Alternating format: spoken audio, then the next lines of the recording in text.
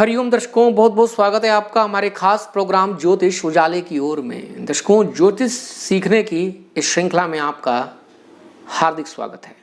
आज हम बात करेंगे ग्रहों की उच्च राशियां कौन सी हैं और किन अंशों पर ग्रह परम उच्च के माने जाते हैं। उच्च के ग्रहों का क्या प्रभाव होता है। दर्शकों, उच्च एक अवस्था है, ग्रहों की एक अवस्था का नाम उच्च अवस्था है। जब भी ग्रह उच्च के होते हैं तो कहा जाता है कि ऐसा ग्रह सुखी है, प्रसन्न है, बली है और सक्षम है। सक्षम किसमें है? अपने फलों को देने में। बली ग्रह ही 100% फल दे पाने में सक्षम होता है और ग्रह जब उच्च का होता है तो वह फल जरूर देता है।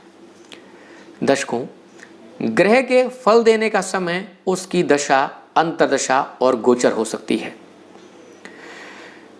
उच्च की राशियों के बारे में बात करते हैं। सबसे पहले बात करते हैं सूर्यदेव की। सूर्यदेव मेष राशि में 0 से 10 अंशों तक उच्च के माने गए हैं, यानी कि परम उच्च होते हैं। चंद्रदेव वृषभ राशि में 0 से 3 अंशों तक परम उच्च के माने गए हैं। मंगलदेव मकर राशि में उच्च के माने गए हैं। 0 से 28 अंशों तक वह उच्च के, परम उच्च के माने गए हैं। बुधदेव कन्या राशि में 0 से 15 अंशों तक परम उच्च के माने गए हैं। बृहस्पति देव कर्क राशि में 0 से 5 अंशों तक उच्च के माने गए हैं, यानी कि परम उच्च की अवस्था होती है यदि ग्रह इन अंशों में है। तभी आपको ये अंश बताए जा रहे हैं, ये बहुत जरूरी है जानना। शुक्रदेव मीन राशि में 0 से 27 अंशों तक परम उच्च के माने गए हैं। शनिदेव 0 से 20 अंशों तक तुला राशि में परम उच्च के माने गए हैं। दर्शकों, यह हैं ग्रहों की उच्च राशियां और उनके परम उच्च अंश। दर्शकों, जब भी ग्रह उच्च का होगा उसके शुभ फलों में वृद्धि हो जाती है।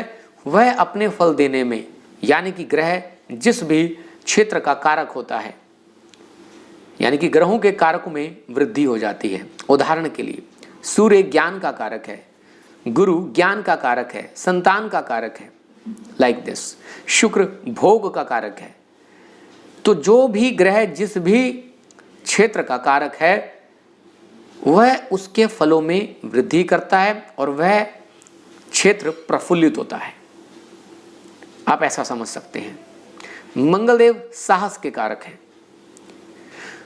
अन्य वीडियो में आपको मैं कारक भी समझाऊंगा कि कौन सा ग्रह किसका कारक है, किस भाव का कारक है।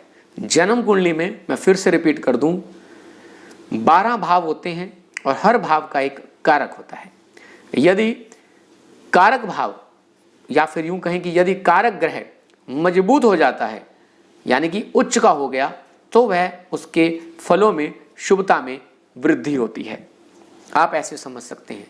और जिस भी भाव का वह स्वामी होता है और यदि उच्च का हो गया तो उस भाव की वृद्धि होती है। उस भाव से संबंधित फलों को ये समझ लीजिए मिलना ही मिलना है। ठीक है, आप इसे ऐसे समझ सकते हैं। ग्रहों की नीच राशियां कौन सी हैं ये आपको मैंने कल के वीडियो में बताया था। अगले वीडियो में मिलेंगे, फिर से मुलाकात होगी। तब तक ज्योतिष सीखते रहें, बने रहें हमारे चैनल के साथ। हरिओम हरिओम हरिओम।